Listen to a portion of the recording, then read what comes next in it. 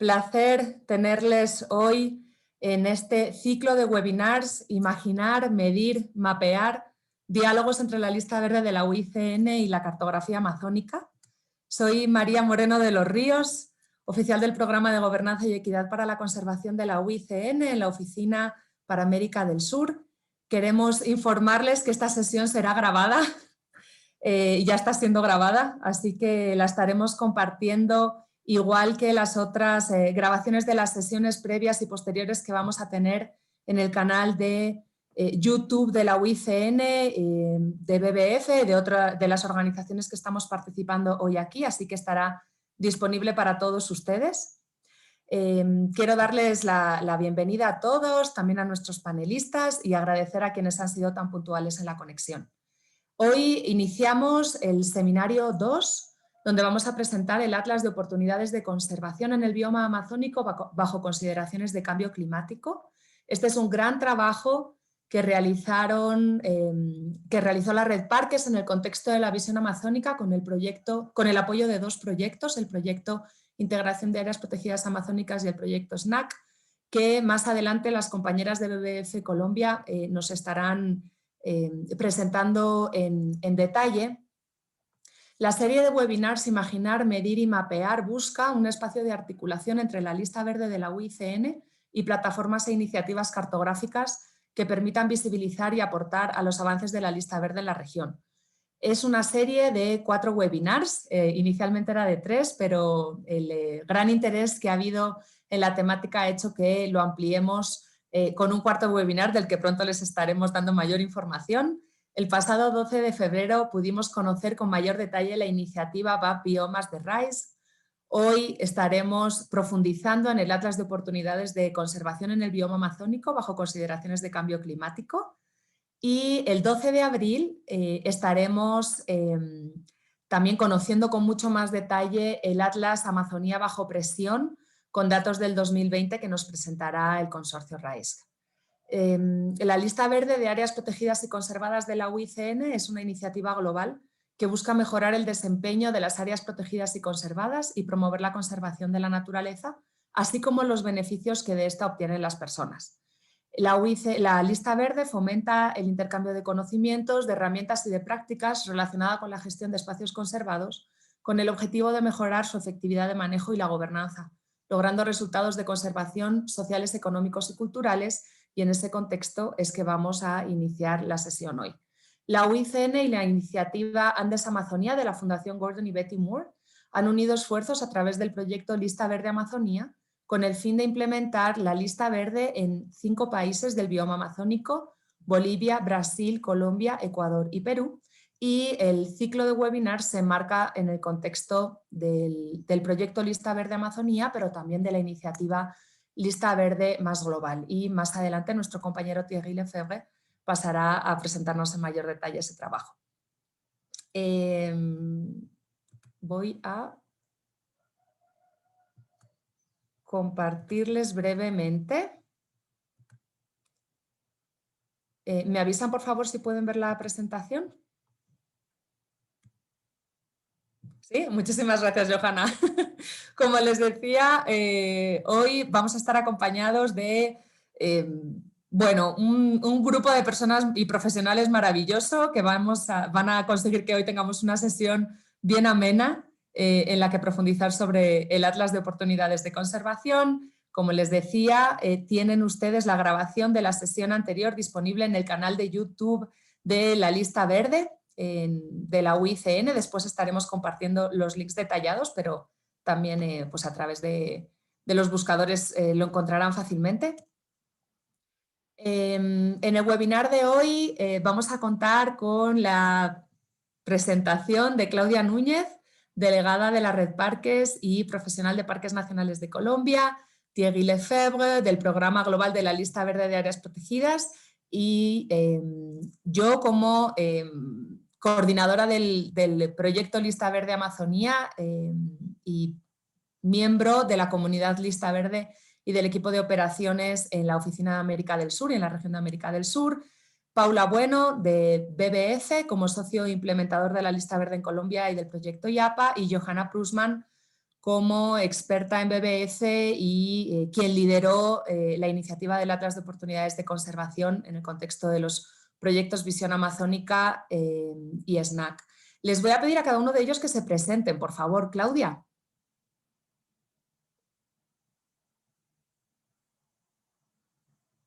Claudia, ¿nos escuchas? Sí, acá, presente. Muy buenos días. Buenos días para todos. Bueno, sí, mi nombre es Claudia Núñez, soy bióloga de formación, trabajo en procesos de cooperación internacional para el desarrollo desde el año 2001. Actualmente me desempeño como funcionaria de Parques Nacionales Naturales de Colombia desde el año 2012.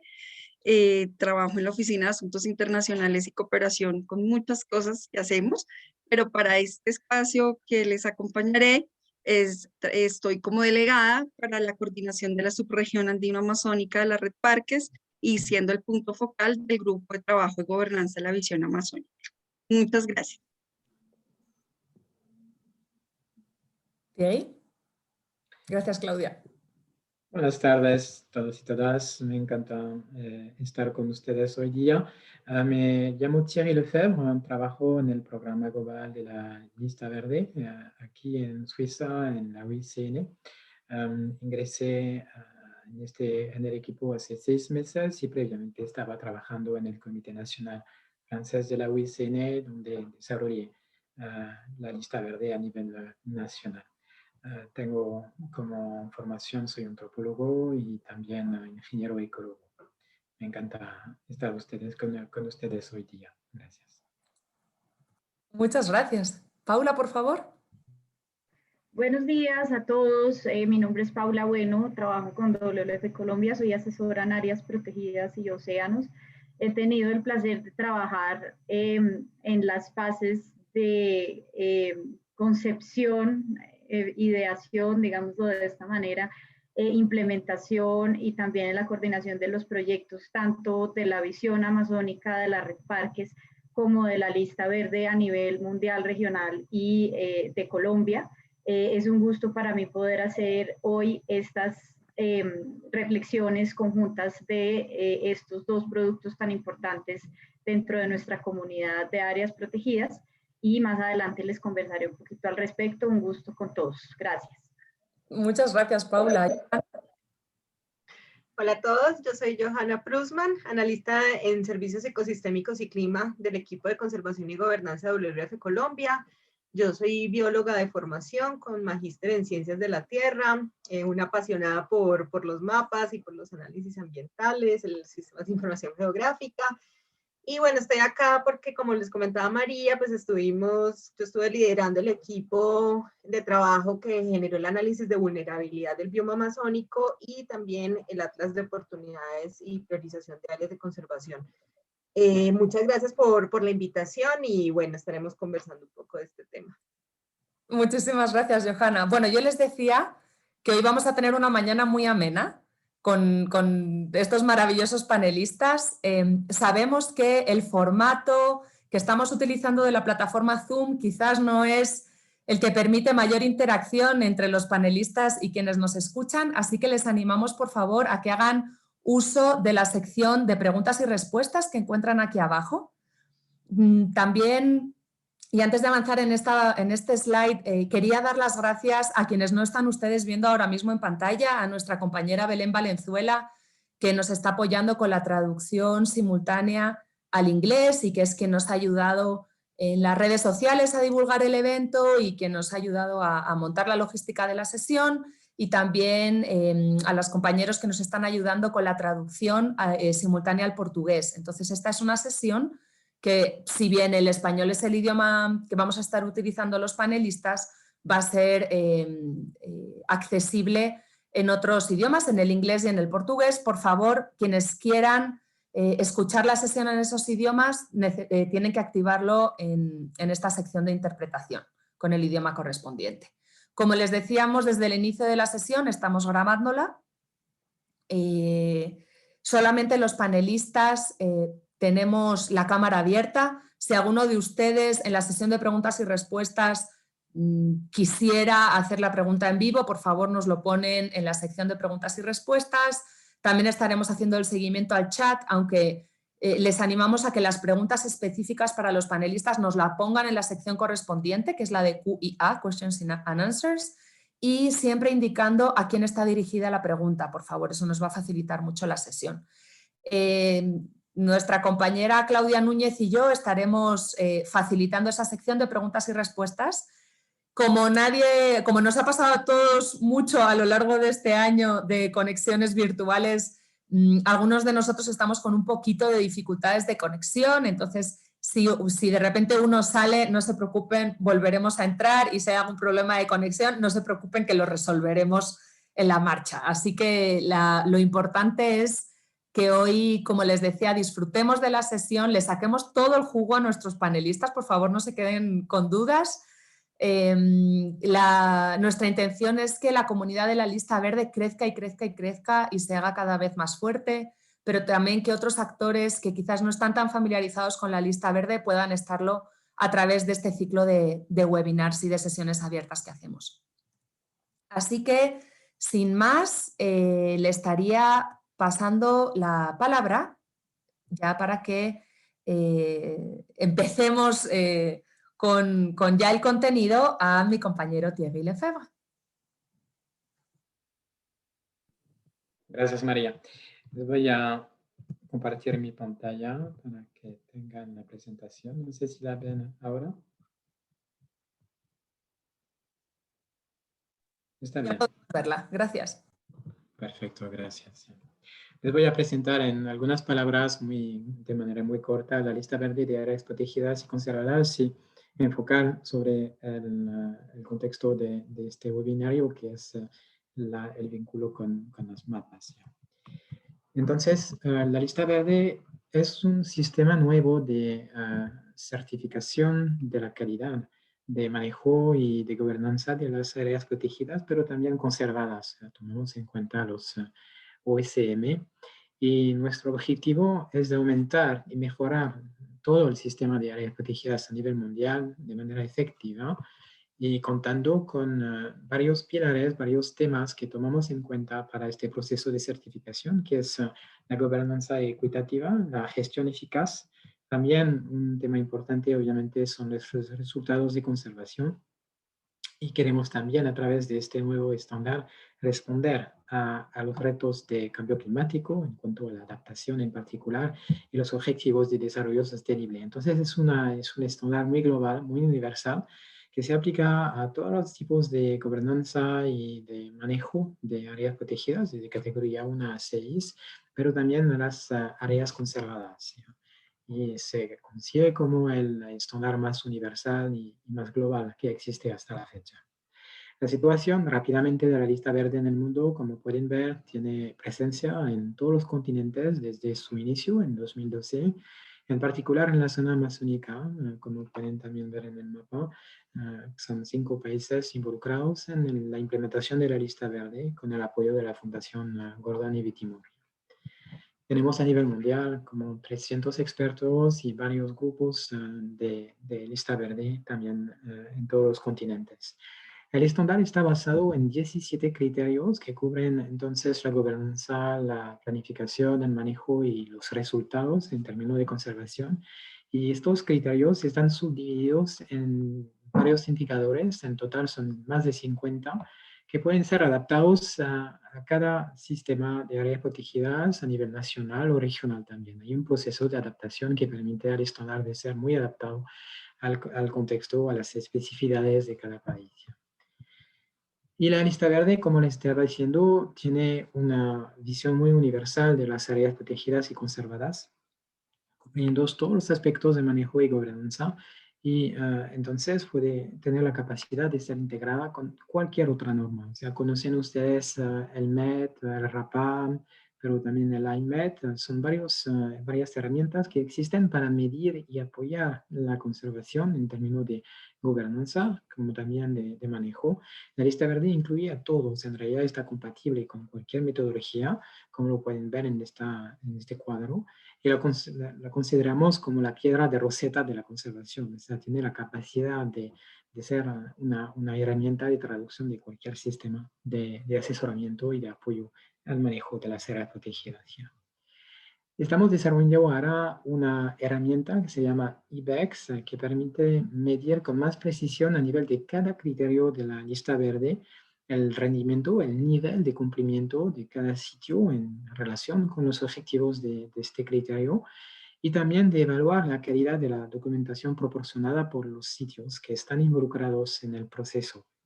Los mapas pueden ayudar en medir y ayudar también en mejorar la evaluación de esta documentación. En términos, por ejemplo, de las amenazas, hay muchos mapas que pueden ser muy útil para dar un enfoque más objetivo de los medios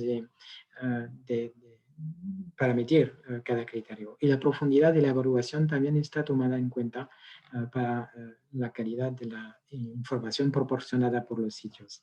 Eso significa que hasta la fecha no tenemos un sistema a nivel nacional o internacional que permite justamente de tener una información proporcionada de manera uniformada, pero puede ser útil a través de un sistema de mapas de multiplicar este enfoque con otros países.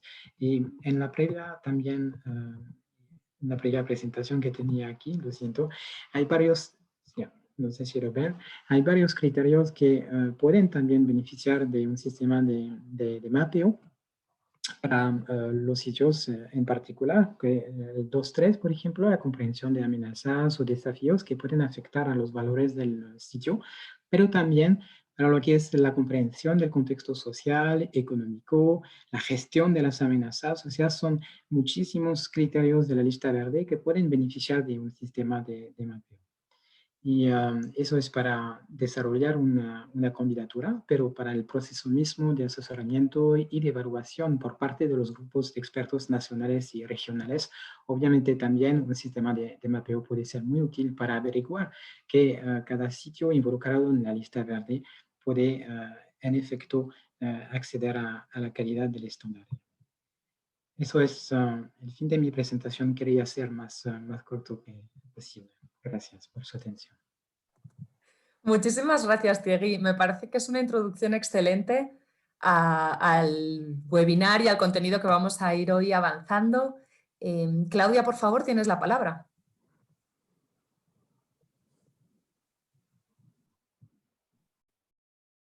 Muchas gracias. Voy a compartir igualmente entonces mi pantalla para iniciar entonces.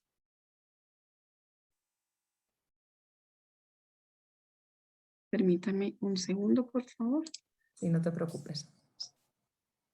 Mierda.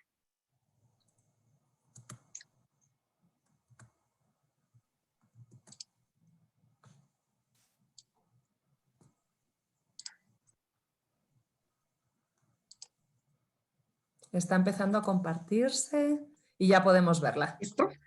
Sí. Okay. Ok, para iniciar voy a compartir este video. Como decía María, y para todos, en realidad hoy yo estoy haciendo una práctica muy local de lo que nos toca hacer a nivel regional, que se llama manejo adaptativo. Con estos procesos que tenemos de tecnología en casa y demás, pues he tenido hoy día un imprevisto que me limita en poder compartir la presentación que he preparado para ustedes el día de hoy. Pero por fortuna eso está solo en un Power, pero el conocimiento pues está conmigo, además de poder también sentirme orgullosa de compartir este espacio, como bien decía Paula Bueno.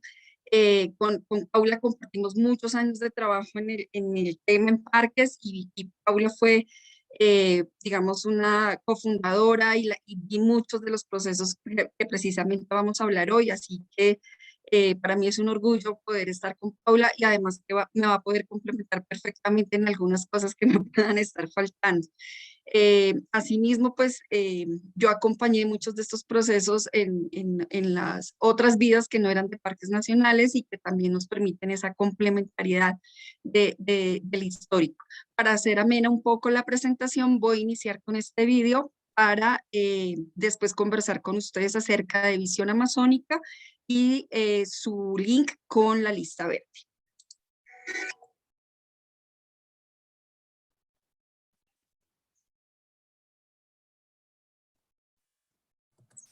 Claudia, por si acaso no se está escuchando.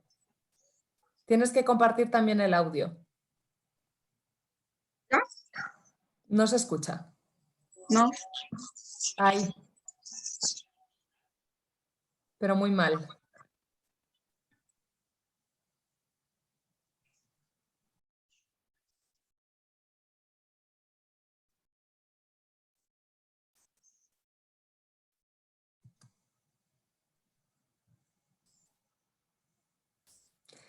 Claudia, no se escucha, entonces no sé si quizás, mientras Ok. la imagen, tú nos puedes ir explicando la visión Ok. amazónica y el... Sí, ok. Entonces lo que vamos a hacer es conservar el video para la presentación que quedará colgada para los participantes y que puedan después un video corto de 2 minutos, así que no perdemos el tiempo en esa opción. Entonces, espero que ahora estén viendo mi pantalla. ¿Se está viendo mi pantalla? Ok. Bueno, como les decía, es un manejo adaptativo, así que lo único que quisiera es comentar como el histórico o los antecedentes de visión amazónica. Luego conservamos o hablamos un poco del estado actual, del presente y del futuro, y terminamos justamente pensando en esos retos de visión amazónica frente al lista verde. Entonces, poderle comentar a nuestros participantes y a aquellos que se acercan por primera vez a este tema, porque para los que ya estamos aquí, el histórico ya es conocido, pero para quienes estamos aquí por primera vez, poder comentar que la visión amazónica data inclusive desde 1997, los finales de los 90. ¿Por qué? Porque allí tuvimos un primer proyecto regional de planificación de áreas protegidas amazónicas en el marco del Tratado de Cooperación Amazónica, financiado por la Unión Europea. En esa época, paralelo, en el marco de la red Parques, que es una red de cooperación técnica de amplia data en la región desde los 70, en los 90 esta red nos reconocíamos como SURAP, la red de áreas protegidas de amazónicas. Y allí con este proyecto en el marco de la OTA, pero también va ocurriendo que el primer Congreso Latinoamericano de Áreas Protegidas en Santa Marta, y allí recuerdo muy bien la alianza entre el gobierno de Colombia, la UICN y la Red Parques para haber hecho este magno evento. Y allí estos espacios hacen que los directores de áreas protegidas, que las organizaciones de la sociedad civil, los cooperantes empiecen a discutir un poco en cómo dejar de pensarnos en escala de país y vernos en una escala de bioma.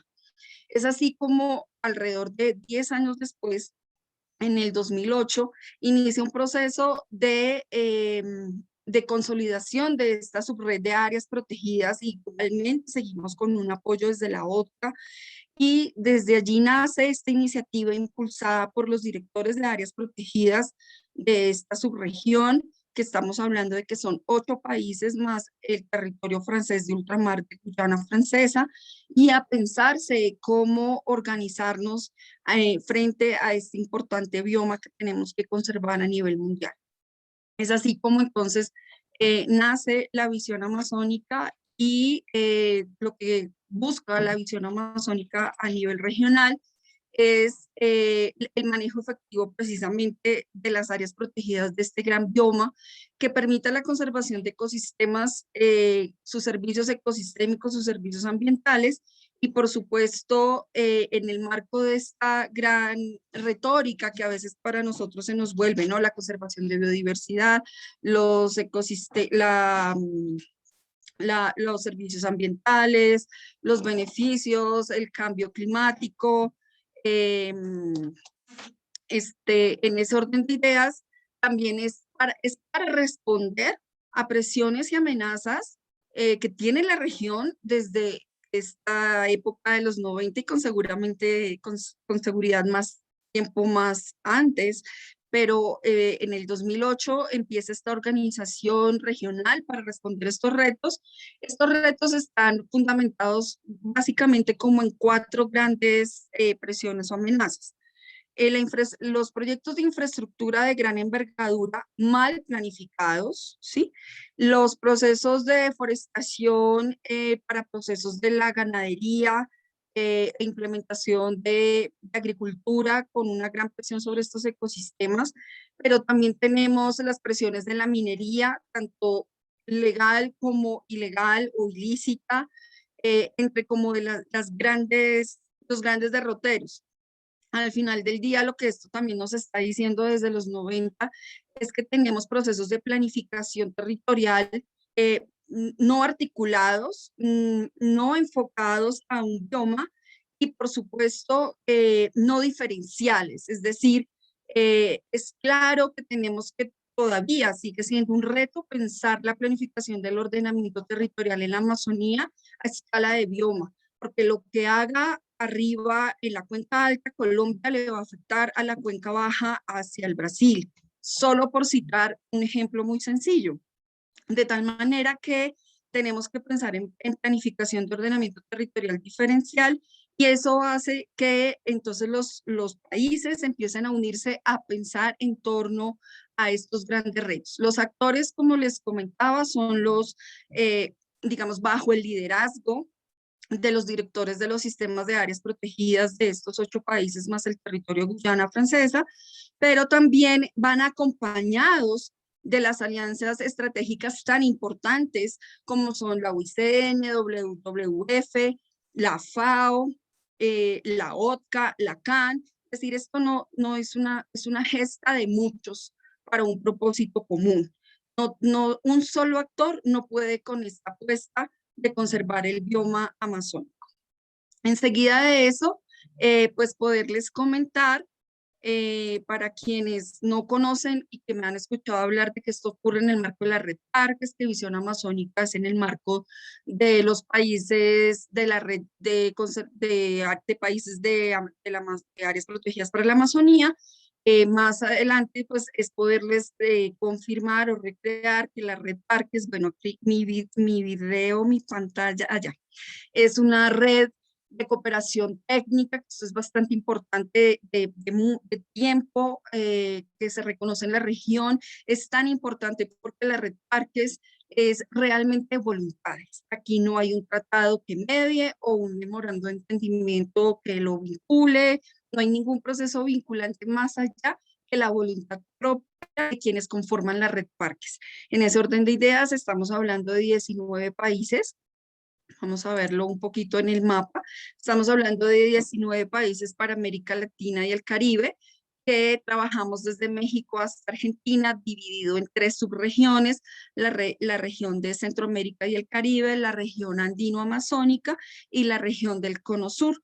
Allí esta red Parques, si bien es cierto, está liderada por los sistemas nacionales de áreas protegidas, también hacen parte de ella organizaciones de la sociedad civil y socios estratégicos como son nuevamente la UICN, WWF, la Secretaría Técnica de esta red la tiene FAO en Chile, y también se vinculan otros socios importantes, por ejemplo, para nosotros, como la Escuela Latinoamericana de Áreas Protegidas del ELAP.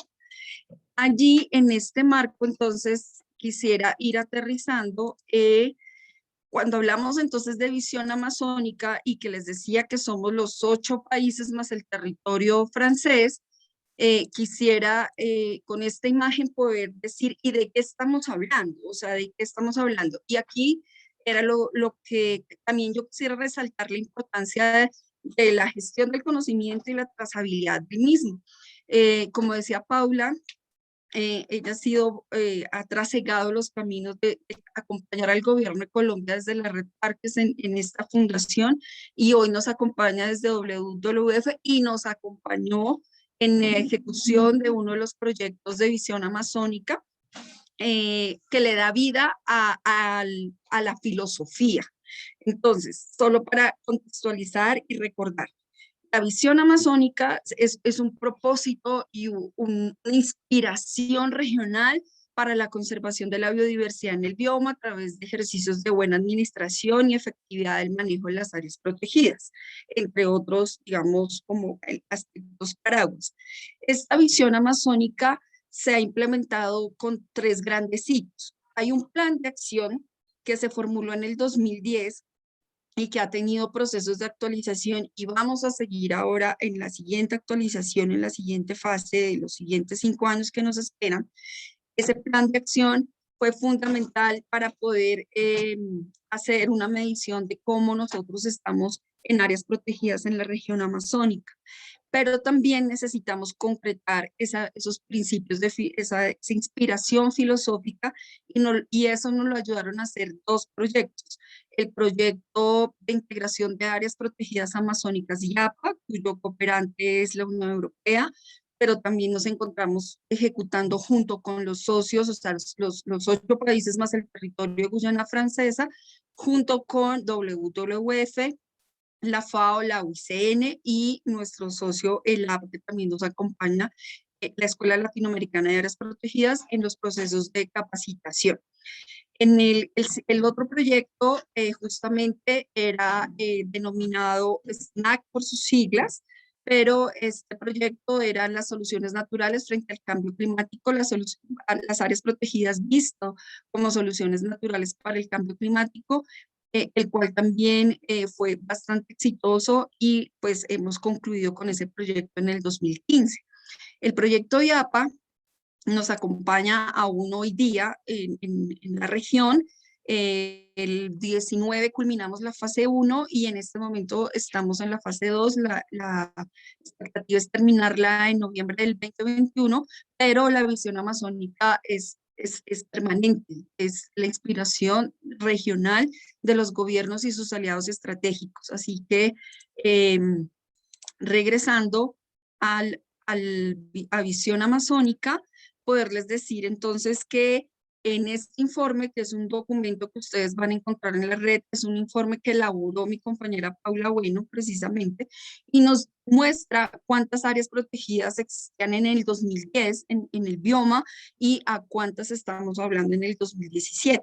Entonces, des en cuenta el crecimiento importante en materia, inclusive en el cumplimiento de las metas de Aichi, donde estamos hablando de 977 en el 2010, y en el 2017 estamos hablando de 1033 áreas protegidas. ¿Cuál es el reto y cuál quisiera cerrar y concluir esta charla que estamos acá presentando? Es que vinculado a Lista Verde, es el reto que tenemos de pensarnos, de continuar pensándonos en bioma. En la región, en la visión amazónica, en el bioma amazónico tenemos 2 grandes paisajes, o sea, hemos trabajado a escala de paisaje, que nos ha permitido ir comprendiendo grandes retos como son, por ejemplo, la conservación transfronteriza. Estos proyectos que yo les hablaba de IAPA y de áreas protegidas como soluciones naturales al cambio climático, nos están nutriendo en que no es la suma de demandas por país lo que constituye un proyecto, sino la perspectiva de poder aunar necesidades con pensamiento de paisaje, para poder luego pensarnos en bioma, ¿sí? Y esto ha sido fundamental, contrario de pronto a otras iniciativas que al final del día es la suma de necesidades por país y constituye un proyecto. Nosotros nos podemos caracterizar realmente porque pensamos desde la escala local, nacional, con la perspectiva de paisaje y posteriormente de bioma amazónico. En ese orden de ideas, a la luz del programa trinacional, que es uno de los grandes paisajes dentro del proyecto IAPA,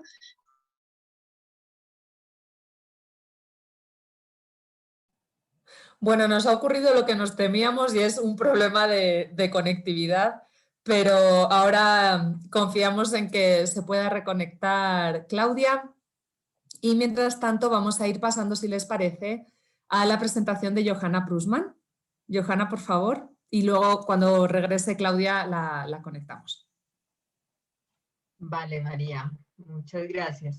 Bueno, ¿me confirman si están viendo mi pantalla? Se está empezando a compartir y ya podemos verla, gracias. Vale, la que es completa, no la otra, como tengo 2 pantallas a veces... La completa, lo sé. Completa, gracias. Vale, muchísimas gracias. Entonces, bueno, como nos comentaban, pues vamos a estar hablando un poco de cómo se fue ese proceso de generar el análisis de vulnerabilidad climática en el bioma amazónico y el ejercicio de priorización de áreas de conservación que se realizó a partir de este. También pues con un enfoque hacia los medios que nos permitieron poner la información que generamos a disposición del público, tanto de tomadores de decisiones, de investigadores, de todas las personas que estén interesadas en la conservación del bioma amazónico. Como nos contaba Claudia, pues estos análisis se realizaron en el marco de la visión amazónica, que fue una iniciativa de Red Parques con apoyo de Naciones Unidas, UICN, la FAO, WWF, y que fue financiada por el programa IKI, el Ministerio Federal de Medio Ambiente alemán, BMW. Bueno, entonces, para afrontar, digamos, todas estas necesidades que nos estaba contando Claudia, de entender cómo estos factores antrópicos estaban cambiando la funcionalidad ecosistémica de todo el bioma y cómo las áreas protegidas podían aportar a mantener, digamos, esta funcionalidad y la prestación de los servicios ecosistémicos, generamos un estudio que se basó de unir o de la integración de diferentes análisis con un propósito pues, de brindar insumos para el fortalecimiento de los procesos de planeación y de manejo de las áreas protegidas de todo el bioma amazónico con una visión de paisaje. Y que nos permitiera también la incorporación de objetivos de gestión climática, como son la mitigación, la adaptación, el desarrollo resiliente bajo carbono, en todos estos planes y de manejo, y también a políticas pues, a nivel regional, nacional y transfronterizo. A lo largo de lo que fue la parte como el diseño conceptual y también de la ejecución del análisis, pues acordamos con todos los participantes, los socios del proyecto, hubo un comité técnico integrado por representantes de los sistemas de áreas protegidas de todos los países amazónicos, también de los ministerios de medio ambiente y también por parte de los socios.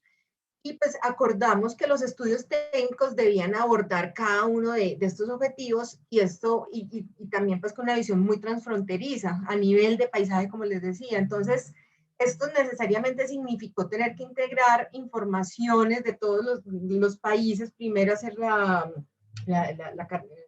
vamos a conseguir la información, que fue bastante complejo, y luego integrarla a partir, digamos, de diferencias que se podían presentar en temas de escala o de países que, digamos, tenían información más completa, ¿no? Entonces, pues, digamos, integrar toda esta información fue un reto bastante grande. Y también la integración de las diferentes técnicas de modelación espacial y los diferentes análisis que realizamos. Entonces, en primera instancia, pues nosotros partimos de la generación de diversos análisis climáticos. Necesitamos entender cómo funcionaba el bioma amazónico a nivel climático, y pues esto nos permitió entender cómo se estaba dando ese comportamiento a nivel histórico, pero también tratarlo de proyectar a futuro bajo diferentes escenarios de cambio climáticos, variables como la temperatura, la precipitación, pero también muy importante no solo los promedios, sino también los extremos y entender cómo podían cambiar los patrones de estacionalidad de estas variables ambientales. Y pues también entender porque no solamente, digamos, los valores promedio los que nos van a estar generando afectaciones en la funcionalidad ecosistémica, sino más hacia los extremos. No solo también la funcionalidad ecosistémica, sino también las afectaciones que se pueden estar dando en las poblaciones, como son sequías o como son inundaciones extremas. Pues con el cambio climático lo que vimos es que lo que se puede esperar es un aumento en la frecuencia y en la magnitud de estos eventos. Entonces, lo que necesitamos es que el soporte que nos dan las áreas protegidas nos ayuden a mitigar un poco estos eventos extremos. Bueno, entonces, términos climáticos, la Amazonía es un territorio, y hay diferentes Amazonías. Está la cuenca del río Amazonas, está lo que es la concepción, digamos, un poco más administrativa de lo que vendría siendo los departamentos o los estados amazónicos, pero el enfoque del estudio fue el bioma amazónico, que cuenta con más de 6.8 millones de kilómetros cuadrados. Es un área supremamente grande y es una región con diferencias climáticas muy marcadas, y también se presenta una bipolaridad de sur a norte que se evidencia cuando tenemos en cuenta la variabilidad de la precipitación y la temperatura. Si lo pueden ver en las animaciones, podemos ver como mientras en el sur se encuentra en un periodo seco, al norte vamos a poder estar viendo mayores precipitaciones del año y viceversa. Por eso se dice que es bipolar, porque se da como este cambio, lo podemos ver acá, sobre todo es muy evidente en el de precipitación promedio anual, como a lo largo del año va migrando. Y entonces, digamos, esta es la línea base, las animaciones mensuales que tenemos a mano izquierda, pero también a mano derecha ya tenemos las proyecciones de cambio climático a 2050, con un RCP 8.5 que es un poquito pesimista y digamos, pues, después de muchísimas discusiones, elegimos los escenarios más pesimistas con la premisa, digamos, de esperar lo mejor, pero estar preparados para lo peor, ¿cierto? Y como, digamos, los escenarios business as usual o negocios como se han venido comportando los niveles de emisiones, queríamos entender, bueno, cuál puede ser como las peores consecuencias que pueden tener estos niveles de emisión y cómo nos podemos preparar entonces para esto. Entonces, los estudios que hicimos confirman lo que ya se había venido diciendo en la literatura, sobre todo por estudios hechos por el profesor Marengo en Brasil, con el INPE, y que dicen que más o menos el calentamiento que se puede, o la diferencia en temperatura que se puede estar dando a lo largo del bioma amazónico puede oscilar entre 0.3 y hasta 3 o 4 grados centígrados, pero el promedio, los extremos pueden ser un poco mayores. Y pues vemos que el mayor calentamiento se puede estar observando entre febrero y mayo, con algunos núcleos al norte y también un amplio sector al sur con aumentos de hasta 3.6 grados. Y entre junio y agosto podemos observar algunos sectores con reducciones de temperatura en el sur y en el oriente, al igual que entre septiembre y enero sobre una franja que se dirige de noroccidente a oriente. Respecto a la precipitación, las modelaciones nos muestran ese efecto de la posición relativa de la Tierra respecto al Sol que le da esa digamos, característica bipolar a la Amazonía y que está relacionada con la posición relativa de la Tierra respecto al Sol, el ángulo del eje de rotación y el efecto que eso tiene sobre la oscilación de la zona de convergencia intertropical, que lo vemos también en muchos de nuestros países, digamos las épocas, lo que llamamos invierno, o épocas más lluviosas y las épocas secas. Según las modelaciones que realizamos, esperamos que en el periodo de febrero-junio se presenten aumentos marcados de la precipitación en el suroccidente, sobre todo en las partes de la Amazonía boliviana y peruana, en el sur y en el oriente también, mientras que hacia el norte, en la Amazonía colombiana y venezolana, podemos esperar que se presenten disminuciones en promedio.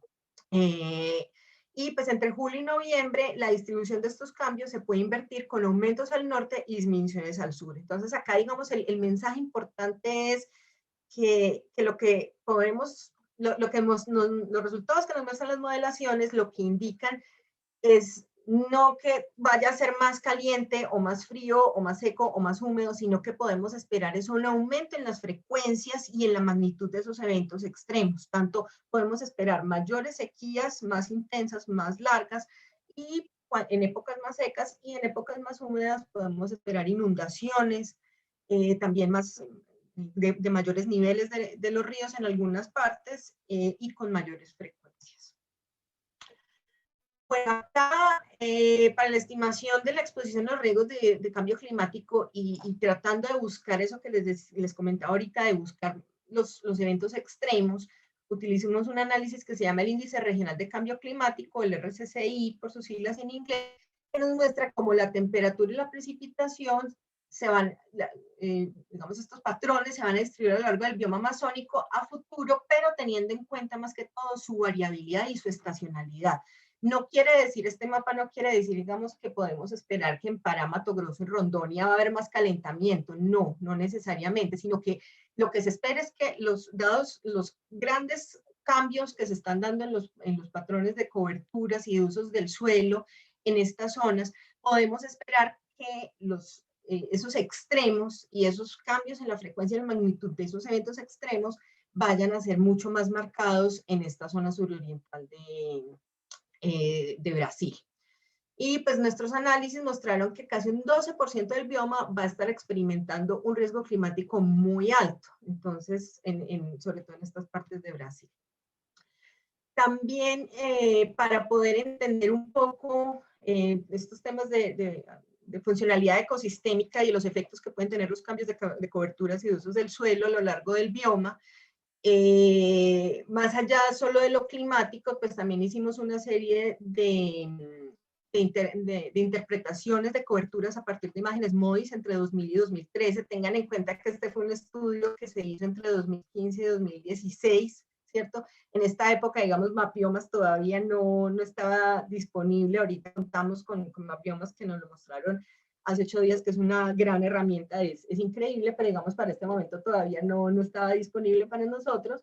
Entonces nosotros hicimos nuestros propios análisis y pues podemos entender un poco como esas dinámicas de cambios de las coberturas y los usos del suelo. Encontramos un aumento notable en los mosaicos de cultivos y de pastos y una disminución en los bosques no inundados y también en los inundados. Los resultados nos mostraron que aproximadamente un 14% amazónico había sido deforestado de 2013 a una tasa aproximada de unas 20.700 hectáreas por año, pero también lo que vimos es que dentro de las áreas protegidas aproximadamente un 97% de los bosques estaban siendo protegidos. Entonces sí podemos aquí empezar a ver esa efectividad que tienen las áreas protegidas en mantener y disminuir esas tasas de cambios en el uso del suelo. Bueno. Adicionalmente también, para entender la funcionalidad ecosistémica era muy importante entender la parte de, digamos, de biodiversidad, de cómo es esa disponibilidad de hábitat, cuál para las especies, y cómo puede cambiar a futuro, ¿cierto? Entonces, nosotros evaluamos el impacto potencial sobre 24 especies que fueron representativas del bioma y cómo el cambio climático podría afectar sus distribuciones potenciales. Digamos, 24, uno puede decir, no, 24 especies es muy, muy poco, no es una muestra representativa de toda la biodiversidad del bioma. Sin embargo, nosotros más allá de ir solamente a cómo se van a perder las especies, también identificamos las relaciones que se pueden estar dando entre estas, la prestación de servicios ecosistémicos o beneficios que obtenemos de la naturaleza de estas especies y cómo se podrían perder no solo la distribución de estas especies, sino también sus relaciones, porque como ven en la gráfica de la izquierda, donde tratamos de mapear un poco estas relaciones, tenemos en la base una serie de especies triangulares que los otros organismos utilizan como alimento o como refugio, que tienen, digamos, velocidades de dispersión mucho menores. Las plantas y otros organismos, como por ejemplo los anfibios, a pesar de que puedan tener nichos potenciales climáticos, dependiendo de la velocidad de los cambios climáticos, no necesariamente van a lograr colonizar esas nuevas áreas, ¿cierto? Entonces, digamos, los organismos que pueden migrar a esas áreas, pero que están estrechamente ligados con estas otras especies piedrangulares, se alimentan, por ejemplo, de estas, obtienen refugio, y entre más específicas son estas relaciones, pues mucho más difícil va a ser que, a pesar de que los organismos se puedan mover hacia un nuevo nicho climático, no necesariamente van a tener todos estos requerimientos de alimentos que les dan y de refugio que les dan las especies triangulares. Entonces, acá lo que quisimos en este análisis fue mapear dónde podríamos esperar como las mayores pérdidas de estas relaciones. Y acá reiterativamente también se nos muestra la zona suroriental de Brasil, son como las áreas más blancas y las rojas. Entonces vemos Brasil, pero también en la Amazonía colombiana y en la Amazonía venezolana podemos esperar pues también como cambios en la distribución de las especies. Bueno, también ahorita Claudia nos comentaba que era súper importante entender como los factores o esos impulsores de transformación del paisaje a nivel de toda la región. Entonces acá hicimos un análisis que se llama el índice de riesgo ecológico o el ERIM, Ecological Risk Index. Y lo que me ayuda es integrar la frecuencia de varios agentes de degradación o de transformación de las coberturas como pueden ser actividades extractivas, minería, petróleo, gas, y también algunas de infraestructura, digamos, que no están del todo bien planeadas. También la ganadería, la agricultura.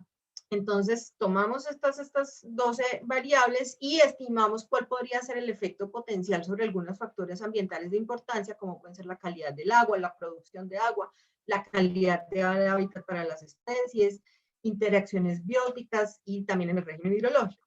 Y pues, en los resultados, ya al integrarlos, observamos que casi el 60% del bioma tiene un nivel bajo de riesgo de antropización hasta ese momento, digamos hasta 2015-2016, y pues las áreas de mayor riesgo de degradación se localizaban también en la zona sur y oriente del bioma, en los estados de Acre, Rondônia, Mato Grosso y Pará en Brasil, pero también en el occidente, en las zonas del Piedemonte andino en Colombia, Ecuador, Perú y Bolivia.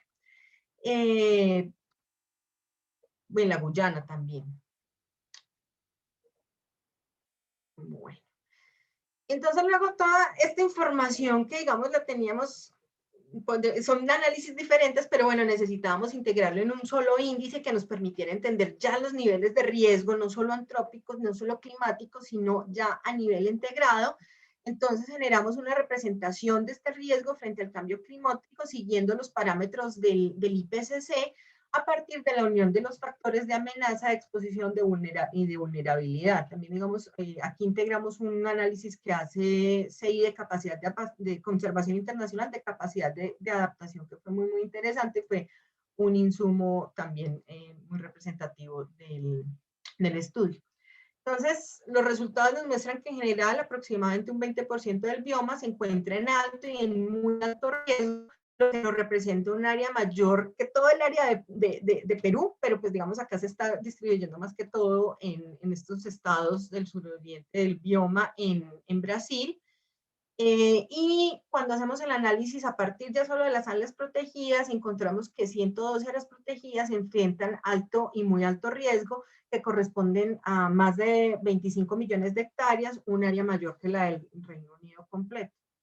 Sin embargo, también los análisis nos ayudaron a entender que el sistema actual o a ese momento de las áreas protegidas nos ayudaban a contribuir a reducir el nivel de riesgo por cambio climático en un 21.43% a lo largo de todo el bioma. Es decir, si los riesgos serían más de 20% mayores si no existiera el sistema de áreas protegidas actual.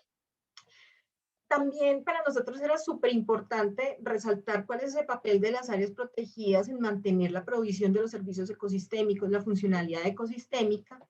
Y bueno, en términos de oferta hídrica, pues como les comentaba ahorita, si bien las sequías e inundaciones hacen parte de esa variabilidad natural de la región, pues durante la última década esa intensidad no ha sido sin precedentes, ha aumentado muchísimo, y lo que nos muestran los análisis es que a futuro puede también aumentar esa frecuencia y magnitud de los eventos, en los eventos extremos, tanto de sequía como de inundación. Entonces, pues indicando que a pesar, digamos, de algunos niveles de incertidumbre que se pueden presentar en la información climática por vacíos de información de estaciones de medición, sí es posible afirmar que las inundaciones y esas sequías se van a estar continuando, se van a seguir aumentando en el futuro. Pero el análisis que hicimos fue, bueno, comparar el porcentaje de las áreas protegidas en cada una de las cuencas con respecto a la variabilidad que se va a estar presentando en el rendimiento hídrico a lo largo del bioma, y encontramos que esas variaciones más extremas en cuanto a ese recurso hídrico se van a estar presentando en cuencas que tienen menor nivel de áreas protegidas. Si nosotros miramos en esta gráfica, a mayor nivel de protección tenemos menor variabilidad, por eso pintamos, digamos, este triángulo acá. Estas cuencas, digamos, tienen mayores porcentajes de protección, y miren que van a presentar menos variabilidad. Hacia acá hay sequías, hacia acá hay inundaciones, y a medida que se disminuyen esos niveles de protección, podemos entonces ver una tendencia hacia mayores niveles de variabilidad. También para el almacenamiento de carbono, utilizamos datos globales de Bacchini et al. De 2012, quien hace pues, estimaciones a partir de información satelital también con con MODIS, y pues estima que los bosques del bioma amazónico almacenan más de 166 millones de megatoneladas de carbono. Cuando lo comparamos a nivel de todo el carbono que está analizado en todo el set de datos para todos los bosques tropicales del mundo, encontramos que en el bioma amazónico se está almacenando aproximadamente 56.2% de toda la biomasa de carbono en los bosques tropicales del mundo, lo cual entonces los cambios que se están dando en el Amazonas pues van a tener impactos no solo a nivel regional, sino a nivel global. Las emisiones pueden llegar a ser bastante altas a medida que, digamos, las tasas de transformación se vayan aumentando.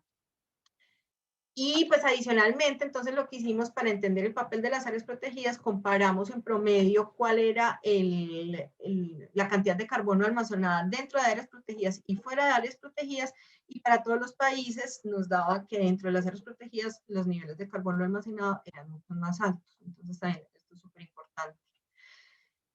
También para el hábitat, para refugios climáticos, ahorita les comentaba, nosotros hicimos modelación de 24 especies, pero un instituto en Inglaterra, que es The Wallace Institute, varios investigadores hicieron modelaciones de cambio potencial climático de especies.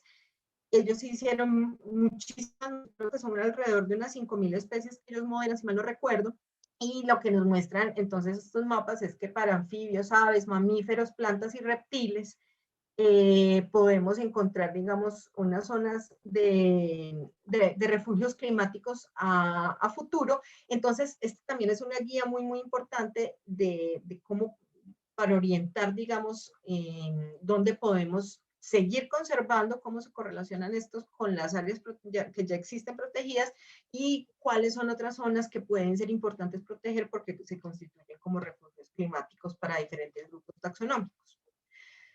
Listo, entonces, bueno, ya tenemos el riesgo, los niveles de riesgo, entonces ahora, bueno, ¿cómo sabemos entonces, no solo a partir, digamos, de los refugios climáticos, sino a partir de todos los análisis que hicimos, cuáles son las áreas que son importantes para proteger? Entonces, como resultado principal del análisis, pues generamos un portafolio de oportunidades de conservación, usando herramientas de planeación sistemática de la conservación. Digamos, para los que son más dados a estos temas de sistemas de información geográfica, utilizamos el programa Marxan. Y pues este análisis fue basado en los principios de representación, irreemplazabilidad, funcionalidad, flexibilidad, vulnerabilidad y conectividad, que digamos son la base de este tipo de análisis de PSC. Los resultados nos muestran que las áreas que cumplen metas definidas, definimos una meta del 50%, digamos, en principio habíamos buscado metas de conservación del 18% para llegar a la meta de Aichi, pero encontramos que en el sistema, teniendo en cuenta todas las categorías UICN del sistema de áreas protegidas de todo el bioma, encontramos que más del 30% del bioma ya estaba protegido.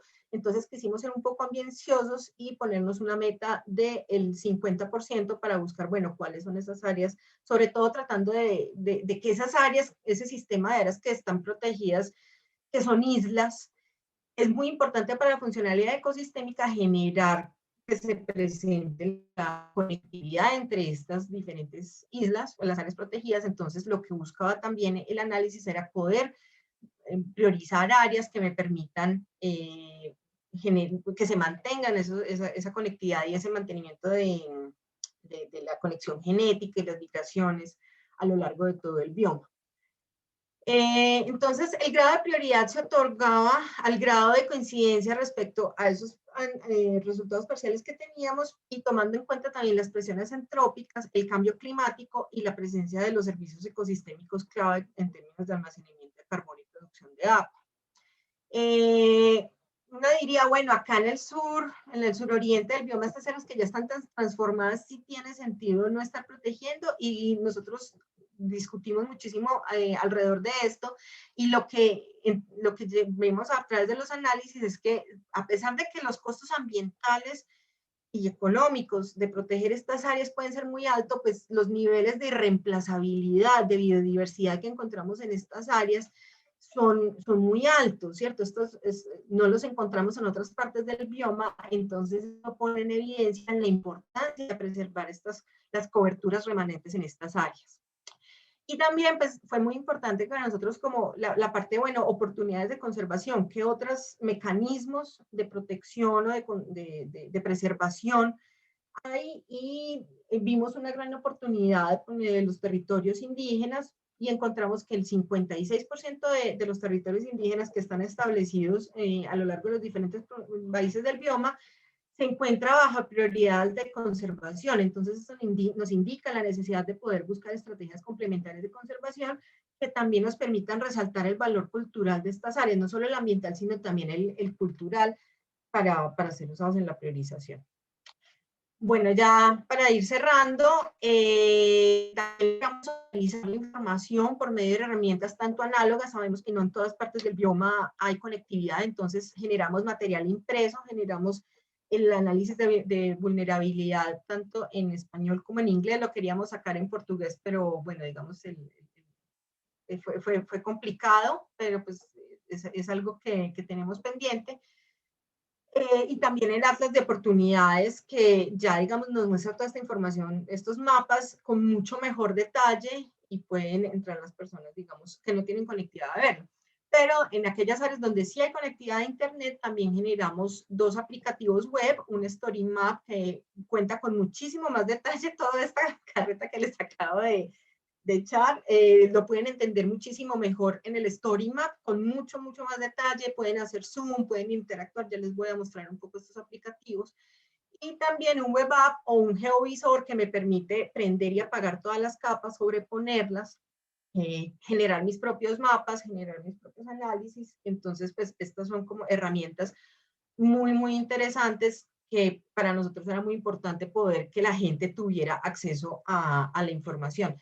También para aquellas personas que manejan sistemas de información geográfica, por el geovisor también pueden acceder a la descarga de las capas de sistemas de información geográfica, compatibles, digamos, con ArcGIS o con QGIS, o estos programas. Bueno, quise hacer un poco el análisis de cómo había sido el uso de los aplicativos. Digamos, tuvimos en el último año alrededor de unas 18.000 visitas, en promedio 50 visitas al día, lo cual pues son niveles muy buenos para un aplicativo tan específico. Y también hemos tenido diferentes tipos de solicitudes de las capas geográficas. Más que todo, el 46% han sido de entidades de instituciones académicas o de investigación, también los organismos gubernamentales, algunas ONGs y algunos consultores ambientales. En general, las solicitudes han sido más que todo de Brasil, de Perú, de Colombia, Bolivia, Ecuador, pero también de algunos países como Estados Unidos, Suiza y Dinamarca nos han solicitado los datos. Esta información fue posicionada en algunos eventos internacionales, se presentó en la COP21 de París, en el Congreso de Áreas Protegidas Mundial en Hawái 2016, también en la COP13 de Cancún, y también en el 2017 en la ESRI User Conference de ArcGIS, donde ganó un premio como la mejor compilación de mapas o atlas. Bueno, ya para terminar, en modo de conclusión, pues simplemente comentarles que es muy importante entender que la cantidad, la calidad y la periodicidad en la provisión de los servicios ecosistémicos, que son claves para la funcionalidad del bioma amazónico, están sujetos a fuertes cambios en términos de variabilidad climática futuro y junto a transformaciones antrópicas del paisaje, lo cual pueden exacerbar que estos cambios sean mucho más rápidos. También es probable que se presenten disminuciones en esa funcionalidad ecosistémica a raíz de la potencial pérdida de nichos climáticos de especies preangulares, pero pues las áreas protegidas son piezas claves en la atenuación de estos impactos de cambio climático y la reducción de los riesgos de la biodiversidad relacionados con el clima. Y pues para nosotros es esencial que en las futuras políticas de conservación que se generen en la Amazonía, pues se integren criterios de cambio climático y de resiliencia, en general también para la planificación del territorio y también el manejo de los sistemas de áreas protegidas.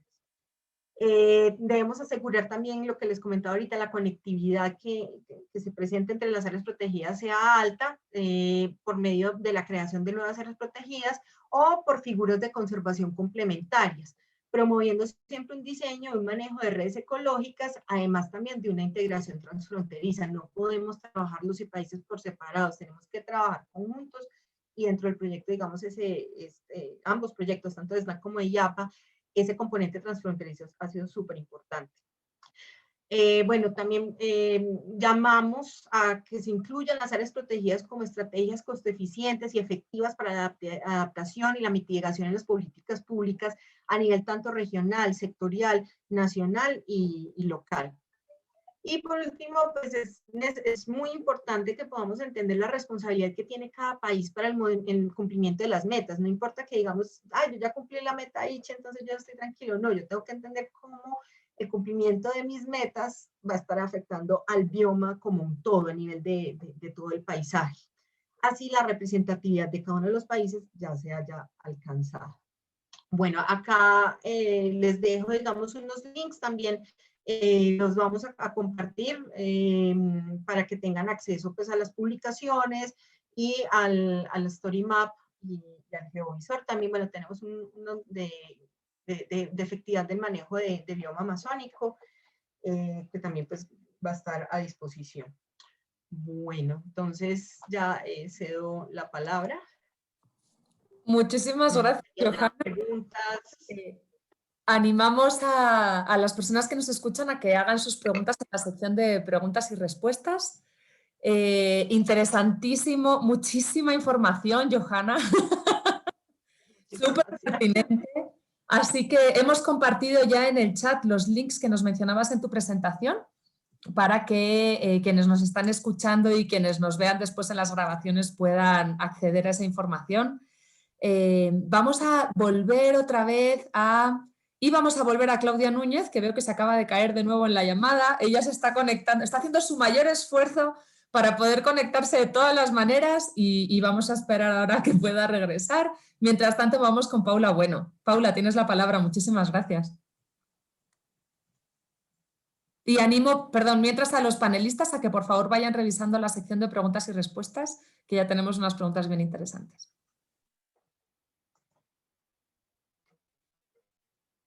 María y todos, ¿me escuchan? Te escuchamos muy bien, vemos tu pantalla, gracias. Esas eran las dos cositas que quería confirmar con ustedes. Bueno, muy rápidamente y agradeciendo de nuevo a Johanna siempre ese esfuerzo, no solo pues en el liderazgo del trabajo, sino en poder presentar esto de una manera tan sucinta como solo ella puede hacerlo. Como ustedes ven, es un montón de información que realmente tenemos que ver cómo le sacamos mucho más el jugo. Y cuando precisamente estábamos estructurando esta intervención, pensábamos en cómo llevar entonces esa información también a un nivel de toma de decisión y de utilización de esa información en los países que tuviera una utilidad con unas implicaciones mucho más allá de lo que la ha tenido pues hasta el momento. De todas maneras es una iniciativa joven, es un producto joven, ¿no? Que de hecho yo quería hacer aquí la cuña y mostrárselos a todos ustedes que es un producto que existe para su disposición, no solo en los links que Johanna les va a pasar, pero también en cada uno de los sistemas de áreas protegidas. Cuando fue elaborado, se rotó a muchas de las personas que están allí. Entonces, cuando volvamos un poco a tener más contacto con las oficinas y demás, los invito a que lo revisen, a que lo palpen, a que lo miren, vean, digamos, la utilidad de esta información que es tan bonita y que realmente queremos dar un paso cualitativo entonces de su utilización. Para ello es que quisiéramos hacer estas reflexiones entre la lectura común del estándar y las herramientas o estas plataformas de información, si así se quiere referir, como el Atlas de Oportunidades, ¿no? Hay muchísimas otras disponibles, sobre todo pues en el marco de los proyectos de la visión amazónica. Ustedes van a encontrar muchos otros, el protocolo de efectividad, los informes que Claudia también nos hacía referencia, pero pues muy particularmente vamos a abordar hoy este tema. Y la primera reflexión que yo quiero traerles hoy aquí a la mesa, vamos a hablar muy cortito para que ustedes tengan la oportunidad de preguntar, es cómo se unen estas dos iniciativas, qué tienen en común, ¿no? ¿Cómo se leen? Entonces, lo primero que quiero mencionarles es en esta experiencia de la aplicación también del estándar Lista Verde, que ustedes ya vieron en la presentación de David, cómo está pues compuesto, es que el proceso Lista Verde se basa fundamentalmente en la evidencia, ¿no? Y esa evidencia puede ser de todas las cualidades. Entonces, la idea es combinar una serie de información científica con conocimientos locales, de manera que quede documentado, quede evidenciado todo el trabajo que está detrás de la gestión y la excelencia en el desempeño de un área protegida. Entonces, aquí básicamente el mensaje es, el Atlas es esa evidencia. El Atlas, además de generarnos una serie de análisis respecto de esas variables que nos estaba comentando Johanna, pues es básicamente basado, pues por supuesto, en una información científica y en una investigación de muchos colegas de muchos años con datos oficiales que también combina muchísimo las reflexiones respecto de otras plataformas que también son valiosísimas, no necesariamente generadas desde la oficialidad, pero que sí traen a la mesa muchísimos datos que seguramente por precisamente los ritmos muchas veces de los gobiernos no pueden ser traídos a la mesa de otra manera, de modo que el Atlas lo que hace es recopilar esos datos de una manera muy puntual, de una manera en la que además, y ese es el segundo punto, nos lleva a mirar cómo nos sirve para tomar decisiones, ¿no? Decisiones que están asociadas al manejo. Y es un manejo que en el caso del estándar Lista Verde lo estamos mirando en un espejo, ¿no? Desde el punto de vista de cómo quiero yo ser esa versión mejor de mí mismo, cómo quiero hacer para que en el marco de la gestión también territorial y del análisis del monitoreo de larga data, de muchísimo tiempo, puedo yo llegar a utilizar una información que tiene este poder además de revisar no solo lo que está ocurriendo dentro de mi área protegida, sino a nivel de esta escala regional con ese impacto regional. Entonces, esa evidencia, digamos, en el marco del análisis de la Lista Verde y por supuesto de la visión amazónica, lo que nos lleva a pensar es cómo la utilizo como fuente de información para esa toma de decisiones y cómo esa toma de decisiones me lleva a una mejora en el manejo de las áreas protegidas. Como les decía, en el caso de la iniciativa Visión Amazónica, siempre nos estamos mirando es desde el punto de vista del impacto territorial, ¿no? La escala territorial, no solo la escala de las 1.300 y más áreas protegidas y conservadas que contamos en el bioma amazónico, sino cómo las decisiones que tomamos respecto del manejo de cada una de esos nichos o de esos hilos que nos mencionaba Johanna hace un rato, tiene un impacto hacia la región, ¿no? Irradia impactos tanto positivos como cuestiones en las cuales tenemos que sentarnos a reflexionar para avanzar un poco más en ese análisis que tenemos que tener en esa escala. Entonces, hay varios momentos o hay varios elementos en los cuales vemos que se cruzan muy concretamente el estándar Lista Verde respecto también de la información que nos provee el Atlas de Oportunidades. Entonces, algunos de ellos, que los he puesto aquí en la diapositiva, no son exclusivos, es decir, no son excluyentes de otras temáticas a analizar, pero el estándar en sus 50 indicadores, 17 criterios, 4 componentes, pues claramente tiene también un análisis muy enfocado respecto de unas temáticas claras. Tenemos algunas de ellas como los análisis de los contextos cambiantes, ¿cierto?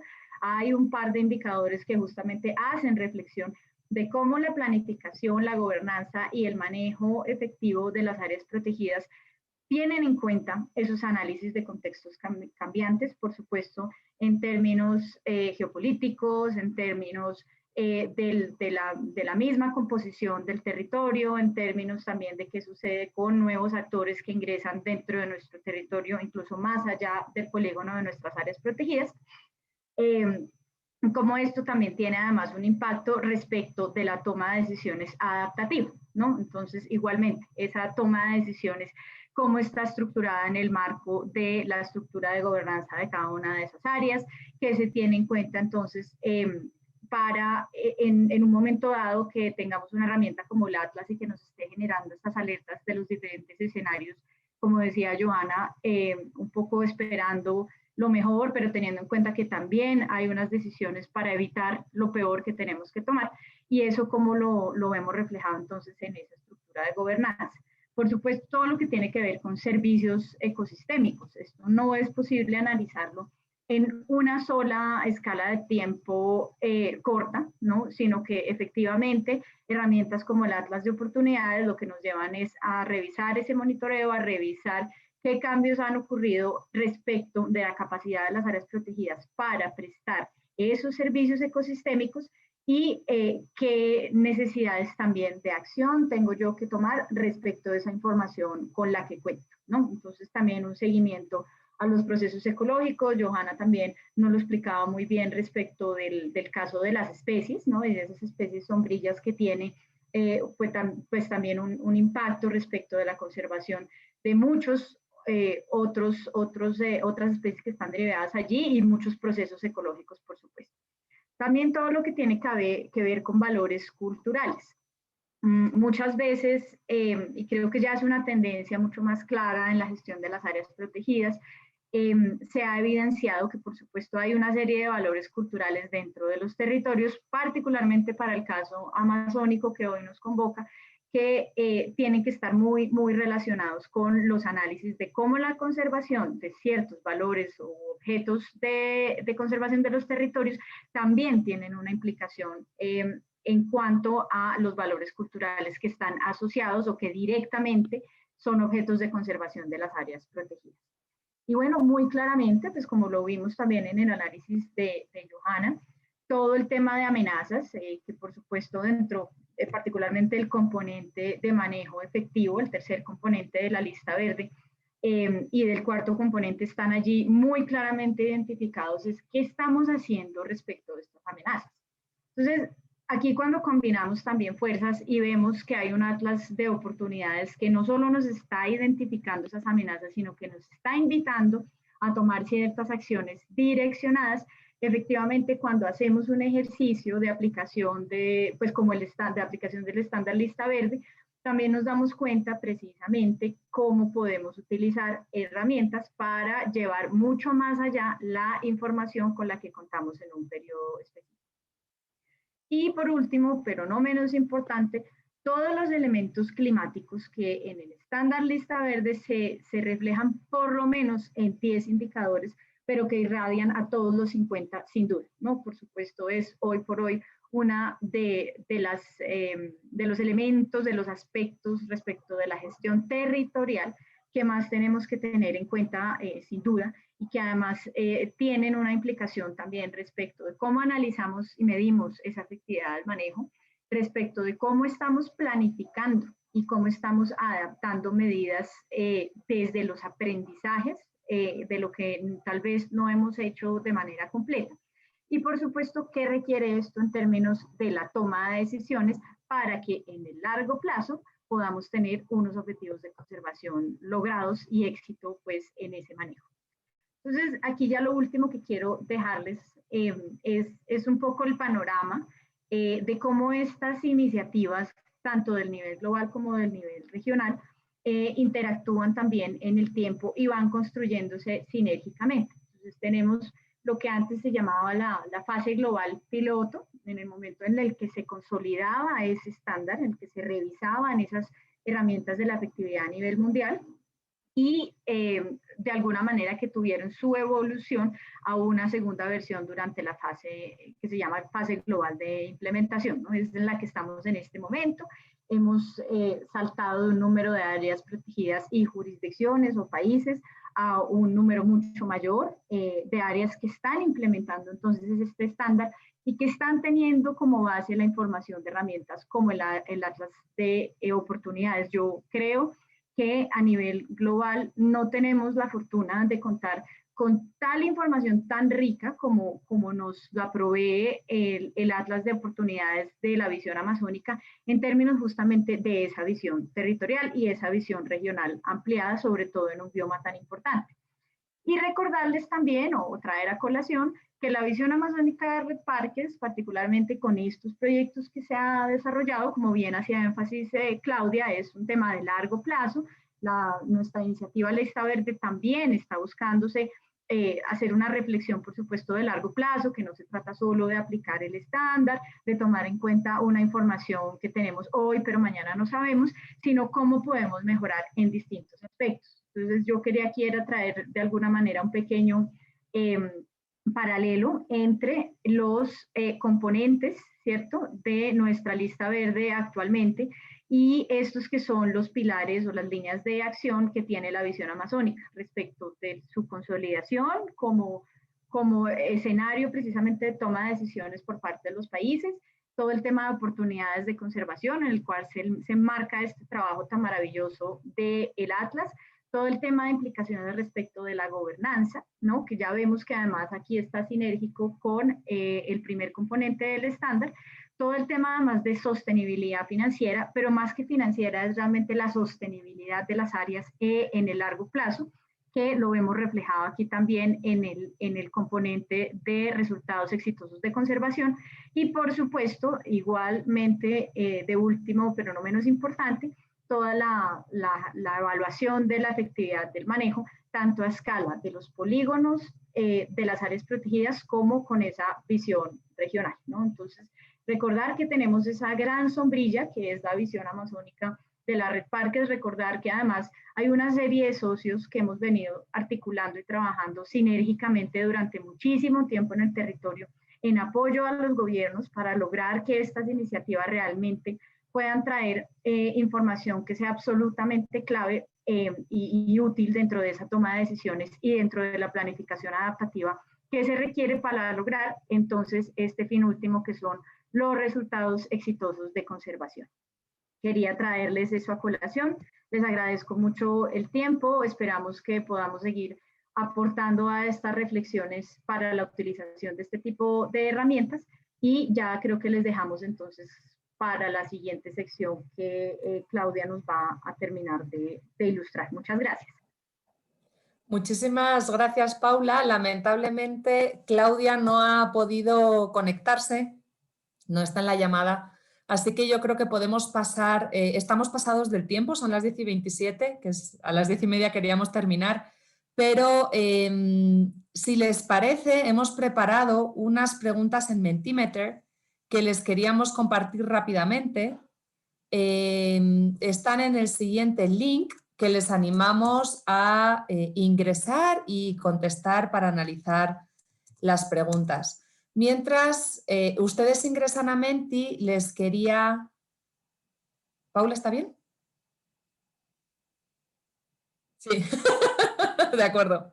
Pues como les decía, les animamos a todos que nos están participando en la sesión que puedan ingresar a Menti, por favor, a contestar en el siguiente link las preguntas que les estamos haciendo.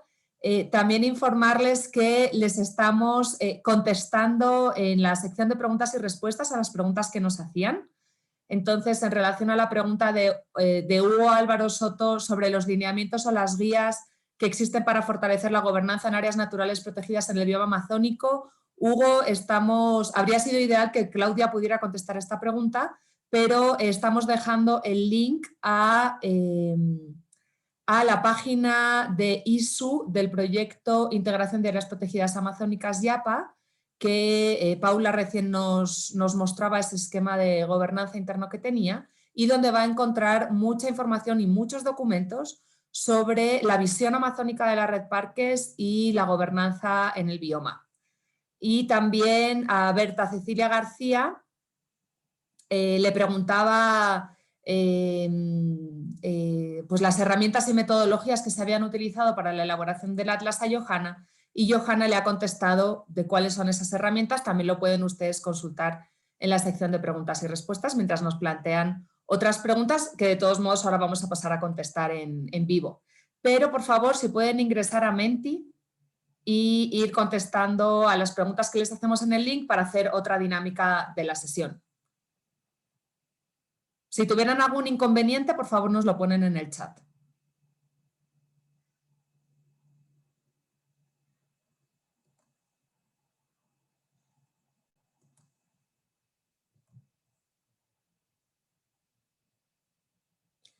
Johanna y Paula, yo solo puedo ingresar a Menti como usuaria, entonces no sé qué es lo que estáis viendo vosotras y cómo sale la información. ¿Están viendo mi pantalla? Estamos viendo tu pantalla. Ah, bueno. Pues a medida que la gente va contestando, acá deben ir apareciendo las respuestas. Yo quería pues también decirles que pueden entrar con el link que María nos compartió en el chat, o también pueden ir a www.menti.com y utilizar el código 3029-0142, y ahí también les debe estar presentando la opción de dar preguntas. Ahí ya empezamos a obtener respuestas. Entonces, bueno, también quería, digamos, por el Menti nos resume un poco las preguntas, las quería leer un poco más ampliadas. Entonces, primero, bueno, ¿cómo creen ustedes que podemos utilizar la información que encontramos en el Atlas? Así que rápidamente les mostré para los procesos de certificación y poder ver más allá del área protegida, pudiendo aterrizar, digamos, algunas necesidades de manejo que son de área protegida como tal. Hay que tener en cuenta, digamos, que eso es, por ser a nivel de bioma, a nivel de paisaje, es una información que la escala es un poco gruesa, pero pues que igual me ayuda no solo a verme yo como dentro del área protegida como tal, sino cómo es esa conectividad, mirando un poco más hacia afuera de mi propia área protegida, cómo me voy a estar conectando yo con esas otras áreas protegidas y cuál es mi aporte, que a pesar de, puede ser que algunas áreas protegidas que son pequeñas dicen, no, pero es que mi aporte es muy pequeño, pero si nosotros lo miramos en conjunto con todas las áreas protegidas, pues obviamente va a estar dando ahí resultados, podemos dando resultados.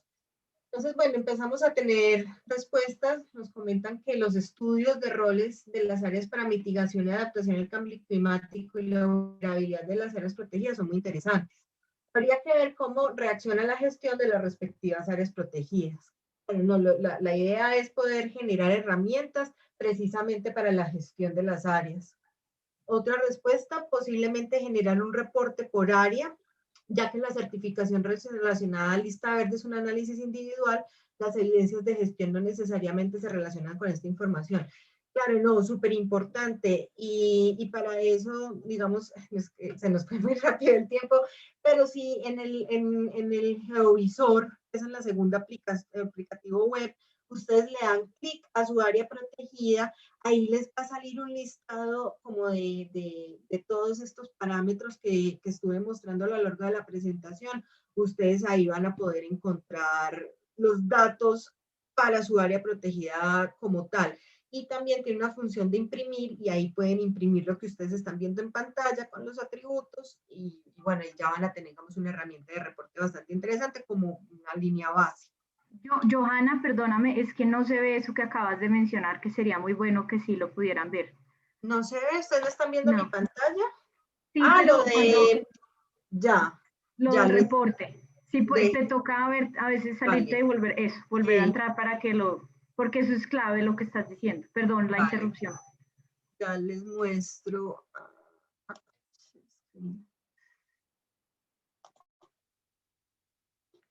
Como tal, tiene uno muchas cosas abiertas.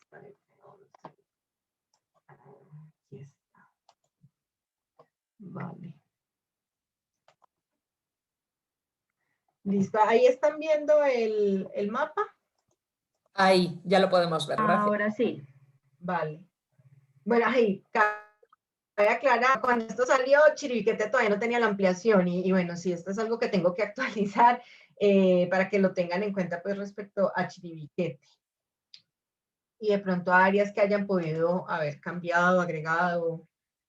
Entonces, bueno, aquí, por ejemplo, si doy clic al Topurús, entonces me dice, bueno, cuál es el nombre, cuál es su país, la categoría ICN, todos los datos de a qué año se creó, su área, qué población estimada hay dentro digamos, del área protegida, cuál es su puntaje de RCCI, el de riesgo climático. Digamos, acá para entenderlo mejor, yo los invito a ver también el primer aplicativo web, que es el StoryMap, y acá pues van a entender, por ejemplo, de RCCI, bueno, digamos, de estas cosas que se mencionan acá, qué quiere decir cada cosa, qué quiere decir RCCI, qué quiere decir ERI, qué quiere decir el IRI, pero básicamente es el riesgo climático que les mostraba, el riesgo antrópico y el índice integrado. También cuánto carbono almacenado total almacena, cuánto ponderado, que ya son toneladas por hectárea, cuánto es su oferta hídrica en milímetros y su rendimiento hídrico, que son milímetros por hectárea. Y otra cosa, y eso lo pueden ver pues como para todas las áreas. Y otra cosa que les quería mostrar al respecto es que nos pueden, esta función de swipe, que nos puede mostrar como el antes y el después. No sé por qué este nos está moviendo.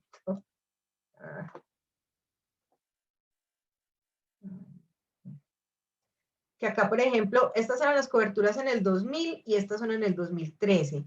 Entonces me permite ver como qué áreas han cambiado. Bueno, eso, ya cargó con mejor resolución, entonces pues nos da como una idea de esas áreas transformadas. Y también pueden, por ejemplo, cambiar a lo que sería la imagen satelital. Entonces acá sí prenden y apagan las capas.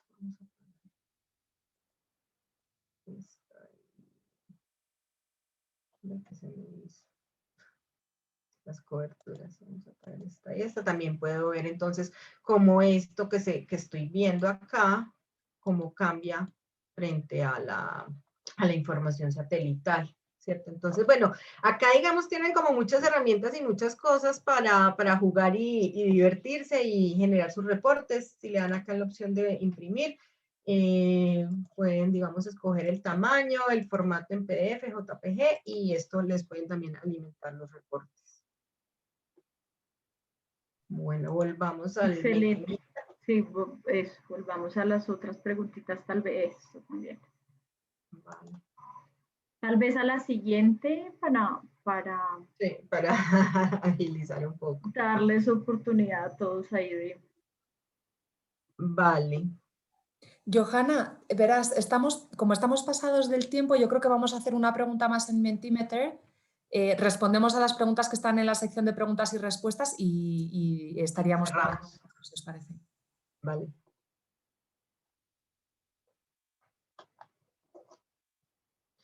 Bueno, la siguiente pregunta es, ¿qué bases de información creen que se presentan que se debe llenar para poder generar el proceso de certificación? Entonces, para ustedes cuando están generando pues, todo el proceso de certificación y también de mantener, digamos, el estatus, me gustaría saber qué información les falta, digamos, que digan, no, esto es clave de decirlo, pero yo no tengo información base para establecerlo.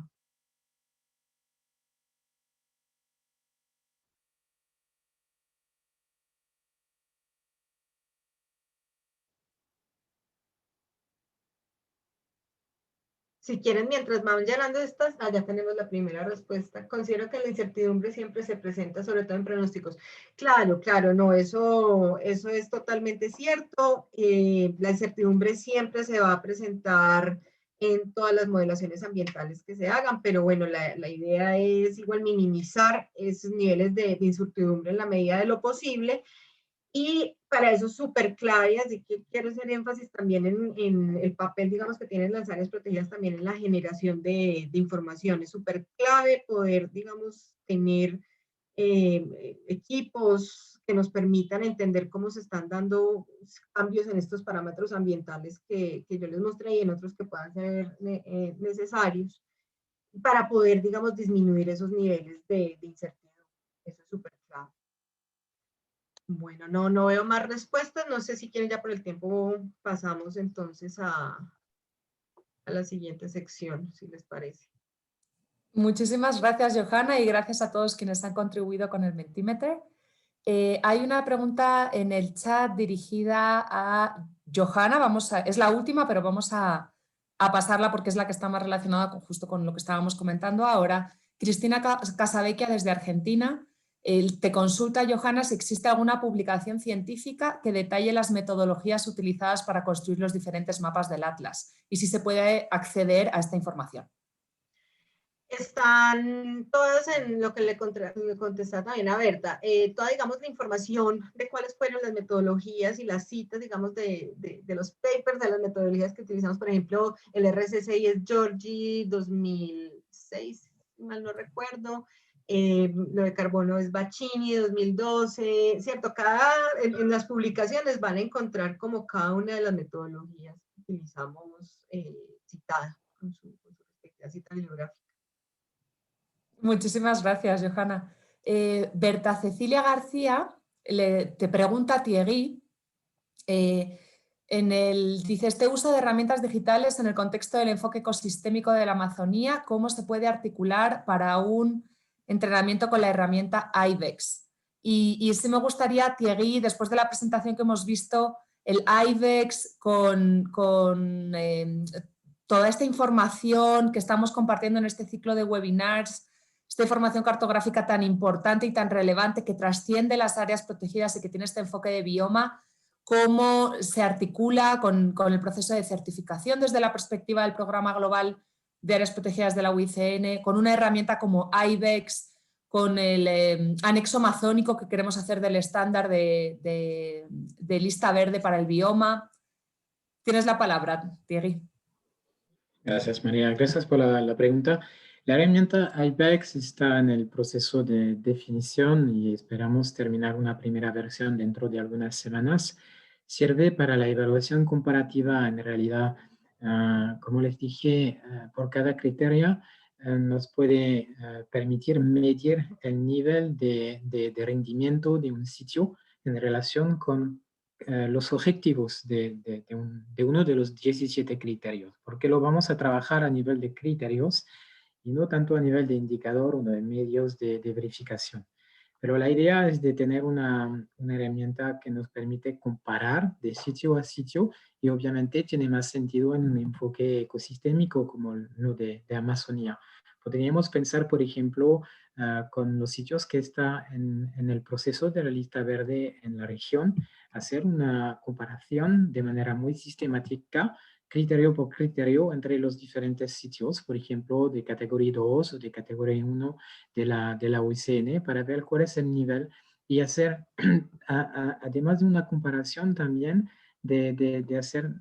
promover también un intercambio de buenas prácticas. Si, por ejemplo, tenemos un sitio de una categoría 2 de Parque Nacional y otra en otro país de la misma categoría, vemos por cada criterio cómo ya están llegando o no a un resultado, a una efectividad de manejo de gobernanza y nos permite entonces tener una experiencia, un intercambio de experiencias para este criterio entre sitios. O sea, pero este proceso está ya en definición, el IBEX no está completamente terminado, lo vamos a aplicar en algunos sitios pilotos y empezando con la región amazónica también. Muchísimas gracias, Thierry. Muchísimas gracias a nuestros panelistas. Las preguntas que no han sido contestadas en vivo les hemos escrito con las respuestas, por favor, para que lo puedan consultar. Y no sé si desde el lado de nuestros panelistas hay alguna reflexión final que queráis hacer antes de cerrar. No, María, muchas gracias. Antes de, pues nos quedamos muy cortitos de tiempo para responder las preguntas de todos, pero si ustedes desean, estamos muy a disposición para entablar cualquier conversación bilateral. Seguimos avanzando y nada, muchas gracias a todos los que se han conectado en nombre de WWF y todos los colegas que están involucrados en estas grandes iniciativas a nivel regional. Muchísimas gracias, Paula. Johanna, no sé si quieres decir algo antes de cerrar. No, simplemente agradecerles a todos el interés, la invitación, muchísimas gracias y lo mismo, o sea, aquí dispuestos a seguir trabajando juntos. Bueno, yo quería daros las gracias porque la información que habéis compartido hoy es impresionante, es interesantísima. Como decía Paula, todavía relativamente joven y a la que hay que sacarle mucho jugo, y el ciclo de webinars que estamos teniendo en el contexto de la implementación de la lista verde en la Amazonía lo que busca es eso, es buscar hacer estas conexiones. Claudia Núñez lo decía muy bien, la visión amazónica no la implementa un solo actor. Entonces, cómo todos desde nuestros distintos frentes, desde donde participamos y desde donde buscamos esta conservación efectiva y equitativa de las áreas protegidas y conservadas en el bioma amazónico, podemos aportar. Animamos a quienes nos están escuchando y quieran compartir herramientas propias que hayan desarrollado desde sus organizaciones, a que nos contacten. La Lista Verde es una gran comunidad compuesta por los sistemas nacionales, los administradores de áreas protegidas y su personal, las personas que habitan dentro de las áreas protegidas, las organizaciones que apoyan, la academia, que apoyan a la conservación y a una mejor gobernanza en las áreas protegidas. Así que a todos les animamos a que sigan atentos a cómo avanza este proceso de Lista Verde y esta implementación de la Lista Verde en el bioma amazónico, con los cientos de actores que ya estamos participando en él. Y también les animamos a que nos acompañen el próximo 12 de abril de 9 a 10:30 de la mañana, donde estaremos hablando con RAIS de sus mapas de deforestación con información muy reciente de diciembre del 2020. Así que continuaremos en este diálogo de cartografía, imaginar, medir y mapear en el bioma amazónico. Muchísimas gracias a todos y a todas. Esta sesión, como les decíamos, ha sido grabada y estará disponible en los próximos días en la página de YouTube de Lista Verde de la UICN, que estaremos compartiendo con todos ustedes. Gracias a todos y que tengan un muy buen día y buena semana.